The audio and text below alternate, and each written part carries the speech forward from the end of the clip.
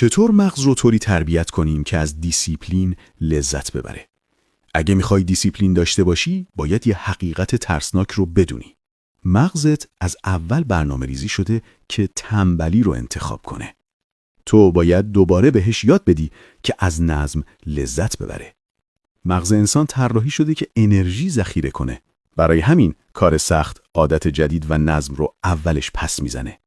اما نکته جادویی اینجاست. مغزت از چیزی لذت میبره که تکرارش بدی، نه برعکس. 3 روش وجود داره که آدمای منظم دقیقاً با همینا مغزشون رو تربیت میکنن. کپشن رو بخون تا کامل متوجه بشی. چرا با اینکه یه عمر به پول درآوردن فکر میکنیم، اما پولدار نمیشیم؟ بیشتر آدم‌ها دنبال پولن، ولی ذهنشون هنوز فقیره. پول از کار زیاد شروع نمیشه، از طرز فکر شروع میشه. تا وقتی فکر میکنه سخته، غیر ممکنه یا من نمیتونم، پول ازت فرار میکنه. ذهنتو تنظیم کن روی پول داشتن، نه بی پولی. پول دنبال کسی میره که باور داره لایقشه. 4 تمرین برای تمرکز بیشتر. شماره 1. قانون 20 ثانیه. هر چیزی که حواست رو پرت میکنه 20 ثانیه دورتر بذار. موبایل بنداز ته کیفت. همین فاصله کوچیک معجزه میکنه. شماره 2. تنفس 4-4-4. 4 ثانیه دم، 4 ثانیه نگهدار، 4 ثانیه بازدم. 3 بار انجام بده. ذهنت ریست میشه. شماره 3. فقط یک کار را انجام بده. یک تایمر 10 دقیقه‌ای بذار و تا تموم نشده سراغ هیچ چیز نرو. شماره 4. لیست 3 تایی. هر روز فقط 3 کار مهمت رو بنویس. ذهنت منظم میشه و تمرکزت انفجاری.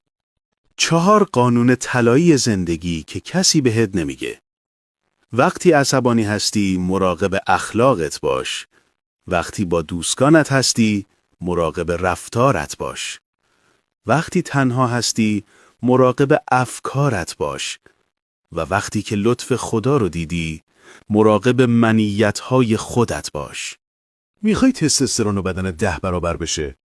بیشتر مردا دارن اشتباه میکنن و انرژیشون هدر میره. رازش ساده است. کنترل تستوسترون. یعنی چی؟ یعنی کاری کنی که هورمون مردانگیت ثابت بمونه و بدن ازش بهینه استفاده کنه. چند نکته ساده ولی فوق‌العاده مهم. 1. خواب کافی بدون کمبود و استرس. 2. ورزش سنگین و درست، نه زیاد و کم. 3. تغذیه سرشار از پروتئین و چربی سالم. 4.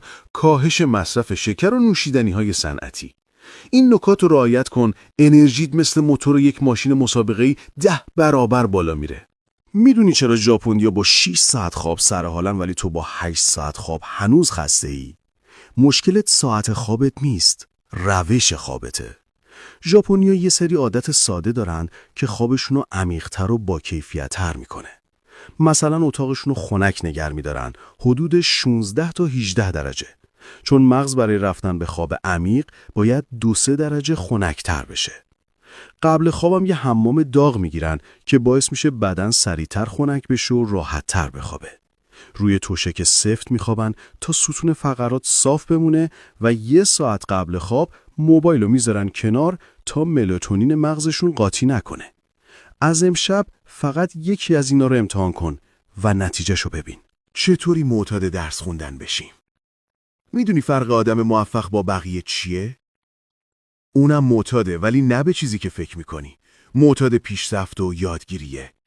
وقتی یه چیزی برات جذاب میشه، دیگه مغزت ولش نمیکنه. همونطور که بعضیا روزشونو بدون چک کردن گوشی شروع نمیشه، تو هم باید جوری باشی که روزت بدون یاد گرفتن یه چیز جدید ناقص باشه. کتاب، ویدیو، مقاله، هر چی. فقط بذاره مغزت تشنه بمونه.